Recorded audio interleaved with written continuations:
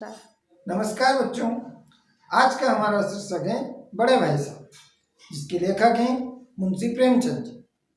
प्रेमचंद जी का जन्म 31 जुलाई सन 1880 को बनारस के पास लमी नामक गांव में हुआ था। उनका वास्तविक नाम धनपत राय था। उन्होंने उर्दू में गुलाब राय एवं हिंदी में प्रेमचंद के नाम से लेखन कार्य किया। उनका उर्दू में प्रकाशित पहला कहानी संग्रह सोजे वतन था, जिसे अंग्रेजों ने जब्त कर लिया। फिर इन्होंने अपनी जीविका चलाने के लिए इंस्पेक्टरी, मैनेजरी और स्कूल में मास्टरी के अतिरिक्त हंस और माधुरी जैसी पत्रिकाओं का संपादन भी किया। उन्होंने कुछ समय फिल्मी दुनिया में भी बिताया। उनकी कई रचनाओं पर यादगार फिल्में भी बनी। उनकी प्रमुख रचनाएं गोदान, गबन, सेवा सदन, कायाकल्प, रंगभूमि, कर्मभूमि और प्रतिज्ञा आदि हैं। प्रेमचंद जी का देहांत 8 अक्टूबर 1936 को हुआ था।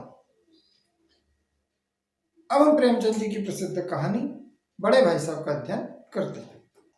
प्रस्तुत कहानी दो पात्रों पर निर्भर करती है। एक बड़े भाई साहब हैं और दूसरे उनके छोटे भाई, जो अपने बड़े भाई से उम्र में 5 वर्ष छोटे हैं। बड़े भाई साहब अपने छोटे भाई से बड़ी बड़ी आदर्शात्मक अपेक्षाएं रखते हैं। वे स्वयं भी वही कार्य करते हैं जो कि अपने छोटे भाई के लिए आदर्शवान बन सके। इसलिए वे हर समय पढ़ाई करते रहते हैं और अपने छोटे भाई को भी पढ़ाई के लिए सचेत करते रहते हैं। वे इस आदर्श रूप को बनाए रखने के लिए अपना बचपन भी खो देते हैं, अर्थात अपने बचपन के सारे खेलने कूदने, खाने पीने के जितने भी शौक रहते हैं वो सब दबा लेते हैं। तो आइए हम सुनते हैं कहानी बड़े भाई साहब। मेरे भाई साहब मुझसे 5 साल बड़े थे, लेकिन केवल 3 दर्जे आगे।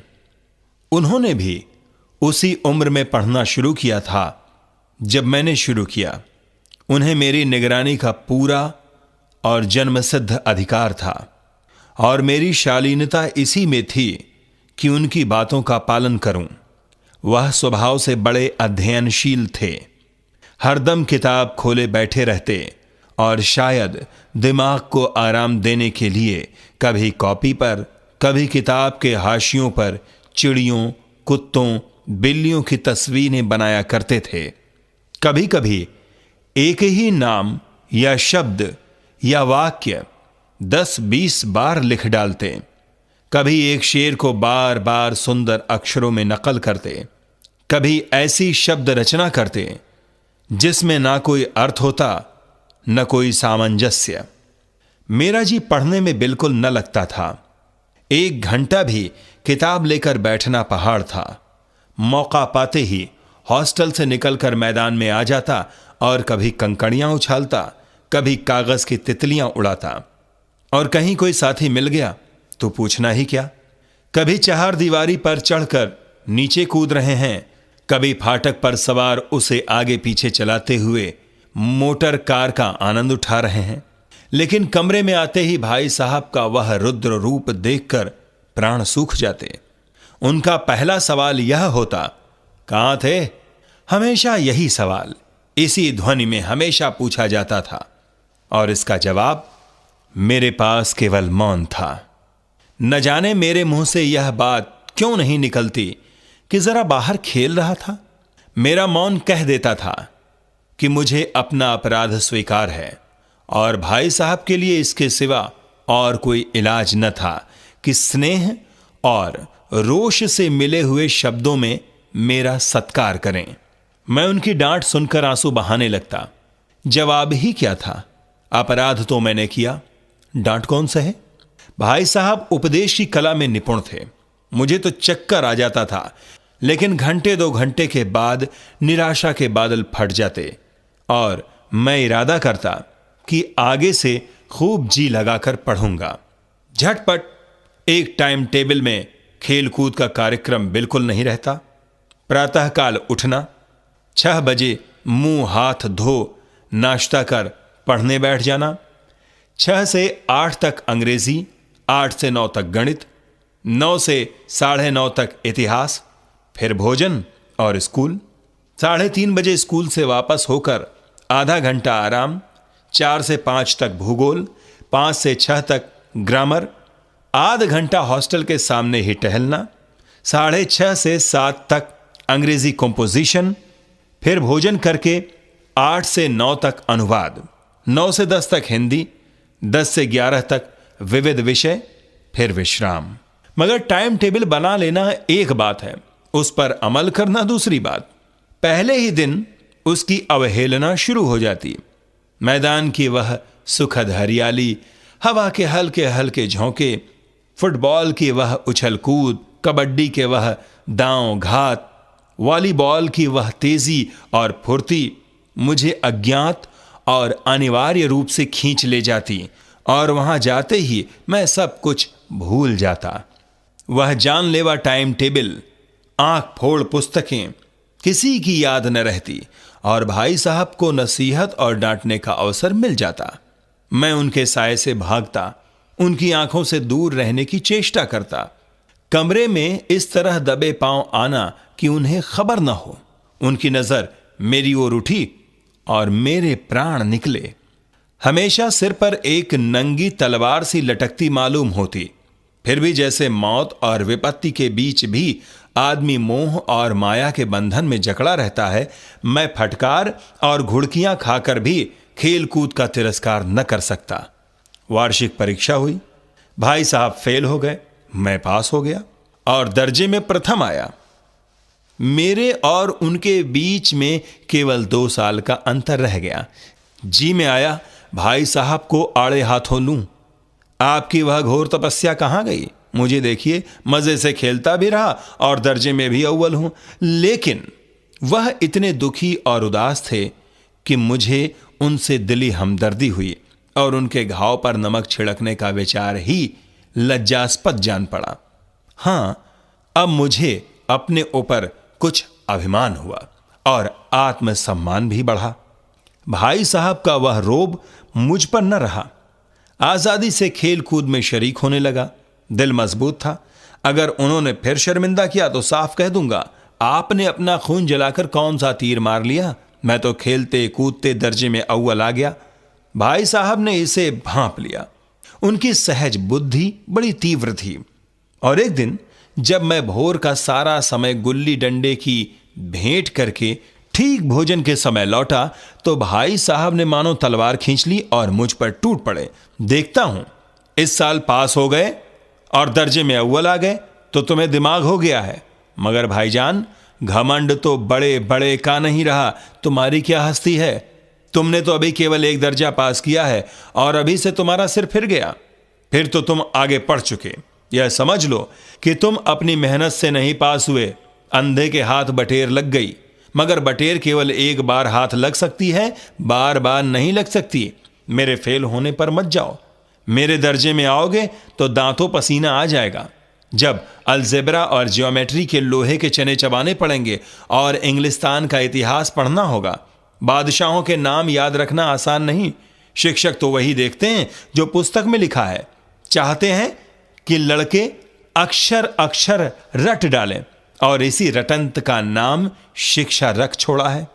मेरे दर्जे में आओगे लाला तो ये सारे पापड़ बेलने पड़ेंगे और तब आटे दाल का भाव मालूम होगा। इस दर्जे में अव्वल आ गए हो तो जमीन पर पांव नहीं रखते। इसलिए मेरा कहना मानिए। लाख फेल हो गया हूं लेकिन तुमसे बड़ा हूं। संसार का मुझे तुमसे कहीं ज्यादा अनुभव है। जो कुछ कहता हूं उसे गिरह बांधिए, नहीं पछताइएगा। फिर सालाना इम्तिहान हुआ और कुछ ऐसा संयोग हुआ कि मैं फिर पास हुआ और भाई साहब फेल हो गए। भाई साहब ने बहुत अधिक परिश्रम किया। कोर्स का एक एक शब्द चाट गए थे। 10 बजे रात तक इधर, 4 बजे भोर से उधर, 6 से 9:30 तक स्कूल जाने के पहले मुद्रा कांतिहीन हो गई थी, मगर बेचारे फेल हो गए। मुझे उन पर दया आती थी, नतीजा सुनाया गया तो वह रो पड़े और मैं भी रोने लगा। अपने पास होने की खुशी आधी हो गई। मैं भी फेल हो गया होता तो भाई साहब को इतना दुख ना होता, लेकिन विधि की बात कौन टाले। मेरे और भाई साहब के बीच में अब केवल 1 दर्जे का अंतर और रह गया। मेरे मन में एक कुटिल भावना उदय हुई कि कहीं भाई साहब 1 साल और फेल हो जाएं तो मैं उनके बराबर हो जाऊं, फिर वह किस आधार पर मुझे तंग कर सकेंगे। लेकिन मैंने इस विचार को दिल से बलपूर्वक निकाल डाला। आखिर वह मुझे मेरे हित के विचार से ही तो डांटते हैं। मुझे इस वक्त अप्रिय लगता है अवश्य, मगर यह शायद उनके उपदेशों का ही असर हो कि मैं दनादन पास हो जाता हूं और इतने अच्छे नंबरों से। अब भाई साहब बहुत कुछ नर्म पड़ गए थे। कई मुझे डांटने का अवसर पाकर भी उन्होंने धीरज से काम लिया। शायद अब वह खुद समझने लगे थे कि मुझे डांटने का अधिकार उन्हें नहीं रहा, या रहा भी तो बहुत कम। मेरी स्वच्छंदता भी बढ़ी। मैं उनकी सहिष्णुता का अनुचित लाभ उठाने लगा। मुझे कुछ ऐसी धारणा हुई कि मैं पास हो ही जाऊंगा, पढ़ूं या ना पढ़ूं, मेरी तकदीर बलवान है। इसलिए भाई साहब के डर से जो थोड़ा बहुत पढ़ लिया करता था वह भी बंद हुआ। मुझे कनकौवे उड़ाने का नया शौक पैदा हो गया था और अब सारा समय पतंगबाजी की ही भेंट होता था। फिर भी मैं भाई साहब का अदब करता था और उनकी नजर बचाकर कनकौवे उड़ाता था। मांझा देना, कन्ने बांधना, पतंग टूर्नामेंट की तैयारियां आदि समस्याएं सब गुप्त रूप से हल की जाती थीं। मैं भाई साहब को यह संदेह न करने देना चाहता था कि उनका सम्मान और लिहाज मेरी नजरों में कम हो गया है। एक दिन संध्या समय हॉस्टल से दूर मैं एक कनकौवा लूटने बेतहाशा दौड़ा जा रहा था। मेरी आंखें आसमान की ओर थीं। सहसा भाई साहब से मेरी मुठभेड़ हो गई, जो शायद बाजार से लौट रहे थे।